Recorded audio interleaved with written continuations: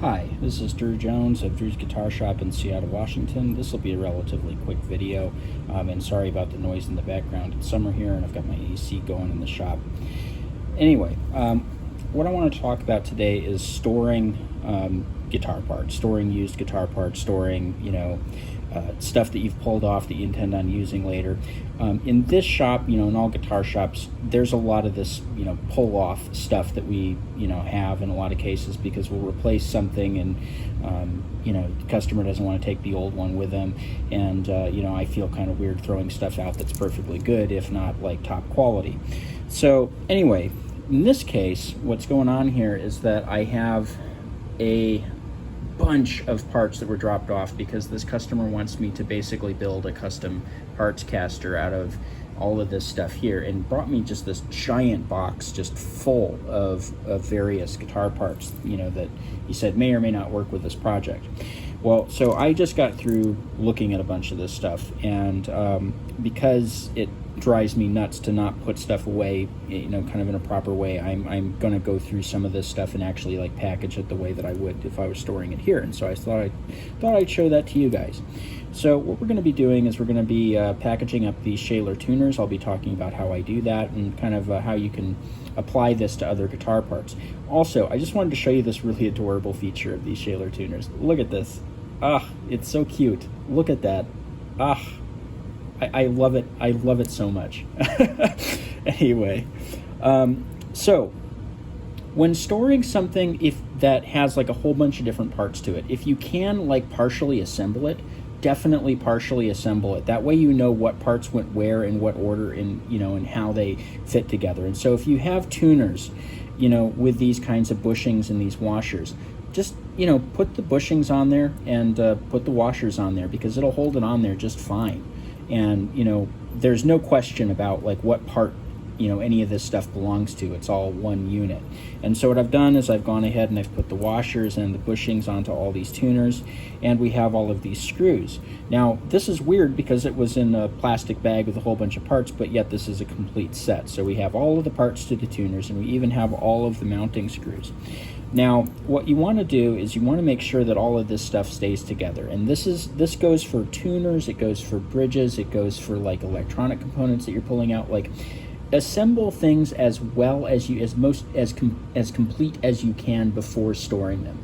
Because if you have little tiny pieces that are separate and kind of drifting around, and you put them in a plastic bag like this or a box, it is very, very possible and likely that this thing is going to spring a leak in it at some point. And some of those smaller parts will go rolling off into Narnia, and you'll never find them again. Boxes are the same way. There are those little areas like kind of at the edges of boxes, corners, stuff gets beat up, little chips come out at corners, mice chew on things and whatever. Like there's just infinite possibilities of like losing small parts in general, and so you should do your best to make sure that as many of those small parts are secured onto the piece as possible. And the same thing goes for things like bridges. So like if you can secure all of the saddles with their springs, with the block and everything, and kind of assemble the thing in a solid piece, you now have something that can just drop in a guitar and work.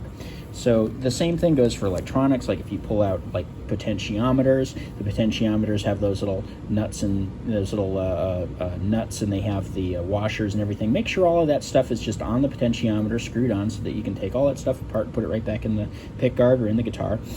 And then take all of the knobs too and put those on top of the potentiometers, so that you have a complete unit.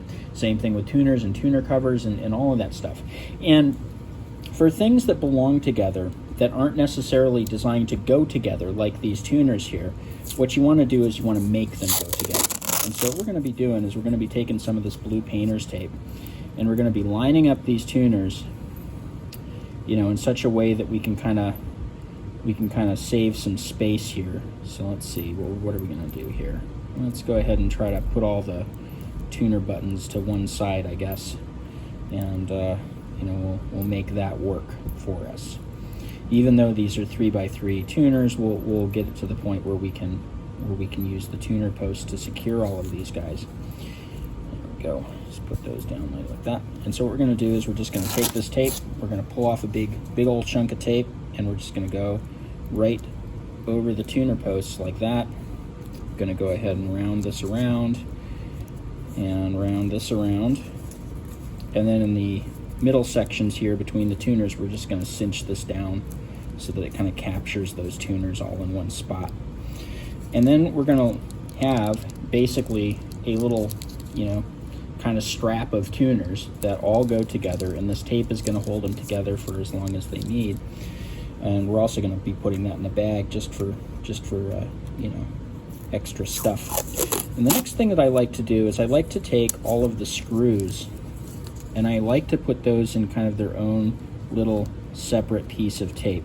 Now, what you can do to make sure that you can see the screws, because if you just make a little pouch with the tape and you put it on there, it's very possible that when you're pulling out all of this stuff that you're going to see that and not feel the screws, and you're just going to throw away all the screws thinking that it's just a scrap of tape. What you can do is you can put just the tip, just the little head of the screw outside the tape, and then you can take the tape and go down on it like that.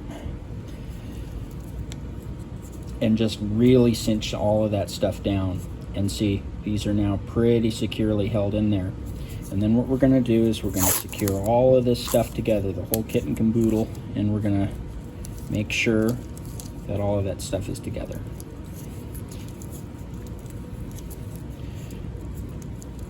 So that's a pretty solid method of storing this stuff if you don't have the box and, you know, all of the stuff that originally came with it. And, you know, we can go ahead and we can, you know, kind of turn that over on itself, and we can put it back in the Ziploc bag, you know.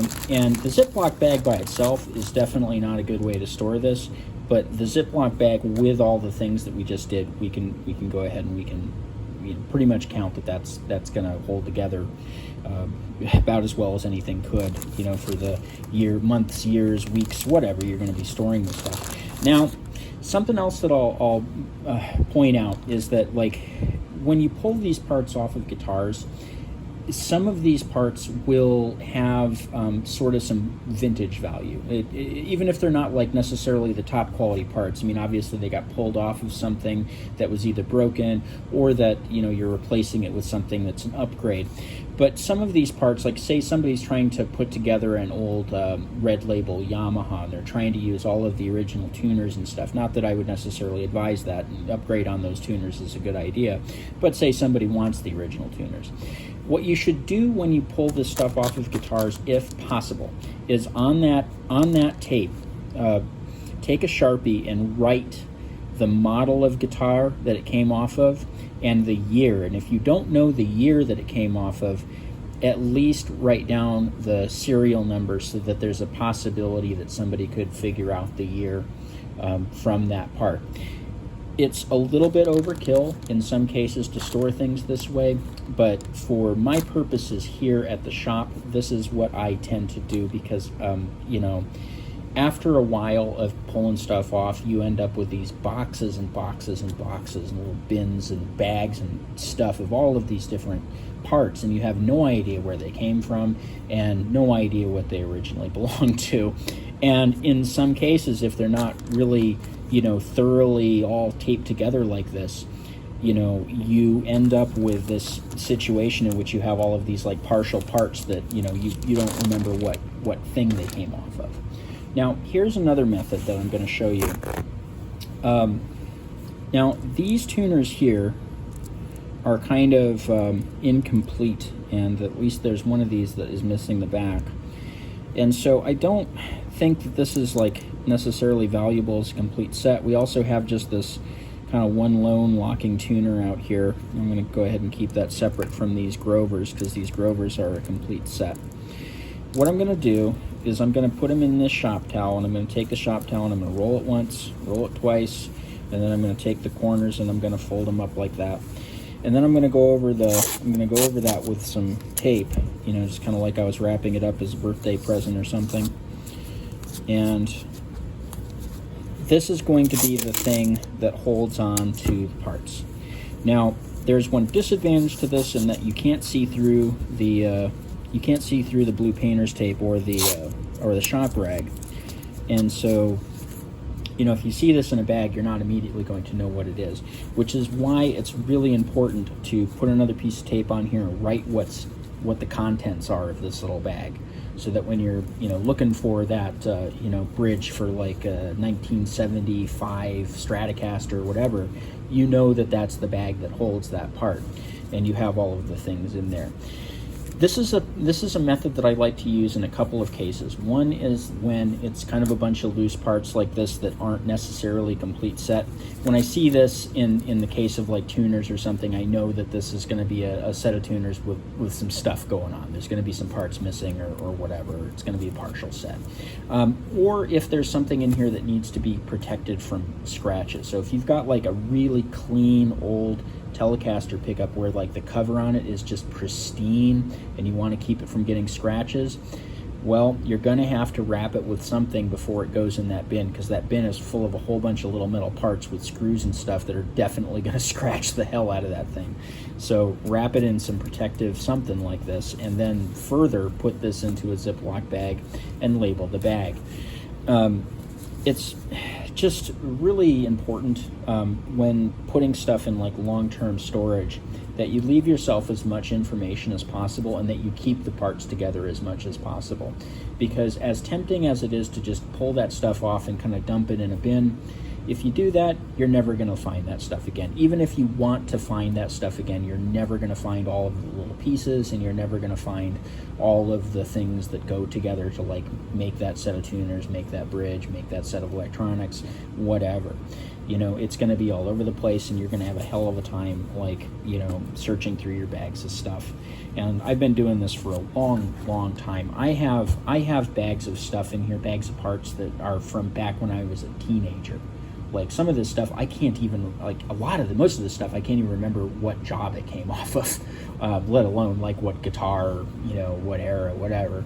So this is something that I've been doing here like the last, I don't know, 5-6 years or so, that, you know, it just makes me feel better, because it means that when I put the parts away, even if I have no idea when I took that part off of the guitar, what guitar I pulled it off of, whatever, I've left myself enough information on the packaging that I can make sense of it, and I can tell what it came off of, I can tell what year it was, and whatever. And, you know, if I plan on throwing that stuff on eBay, you know, in like a couple of years from now, like, I have all of the information that I need to put that up and make an accurate listing.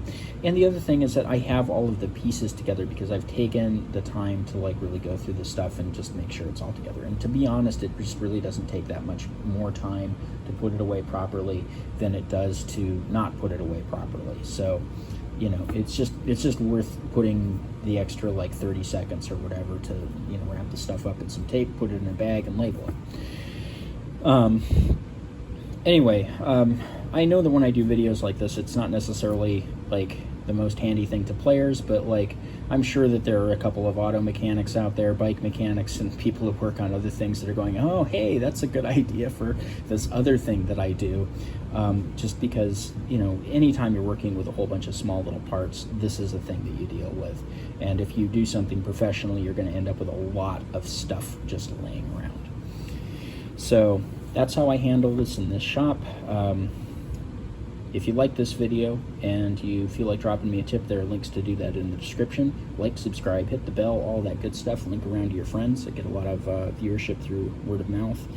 And you can find a link to my Reverb page in the description, where you can find some of these tuners and some of these other parts that I pulled out of guitars. So if that's the kind of thing that's interesting to you, go check that out. There might be something in there for you. And if you don't see what you're looking for in there, message me, because I have a ton of stuff in here that I have not listed on eBay, and I'll probably be willing to dig it out and sell it to you, because hardly any of these parts end up getting used. But also down in the description, you'll find a link to my website, where you can find my contact information and my pricing information for repairs, as well as a page that I wrote on caring for stringed instruments. For those of you who are inclined to message me regarding some kind of consultation on a project that you're working on, you can find information to do that in the tips section of my video here. Anyway, this has been Drew Jones of Drew's Guitar Shop in Seattle, Washington. Thank you so much for watching.